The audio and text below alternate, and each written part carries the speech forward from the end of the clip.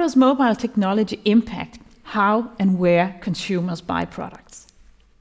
I think it impacts a lot in certain industries, like the airline industry, and also when we buy travel arrangements, for instance. We have not seen it to the same extent in beer, where the density of the physical stores in Denmark is so high that you can reach a retail store within 5 or 10 minutes in most places. And also the opening hours are quite liberal, so it's easy for us to shop in the physical space. But what do you think is important when it comes to actually selling products or services on mobile platforms? I actually think that the most important thing is the convenience. I think for a lot of time we thought that the most important thing was price, so we went online to purchase our stuff because it was cheaper.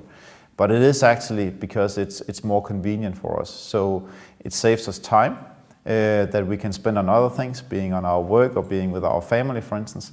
So the convenience part is very, very important. And that's also why we see that on groceries, other markets than Denmark is further ahead than we are, because they have longer distances and they have a smaller density of retail stores than we have in Denmark.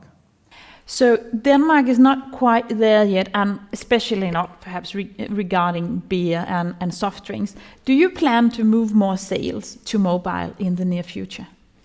I think that we are following the trend, and we're very dependent on what happens with the retailers.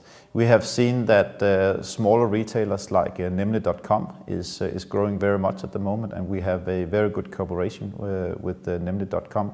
We also see that the bigger retail chains, they are moving in that direction. They haven't really pushed the red button yet to go big on this, but it will come at some point, and obviously we are ready to follow that development.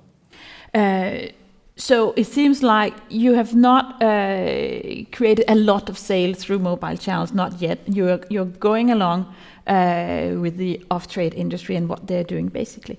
How about engagement? Engagement is a very different thing. We have seen lots of examples where we have been able to engage consumers on our digital platforms.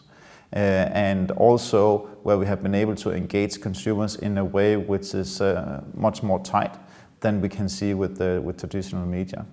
This spring we did a big campaign for Tuborg called Grønne Favoritter, where we asked the Danes to come up with their nicknames for beer. And we actually had 17,000 different suggestions of what to call your beer.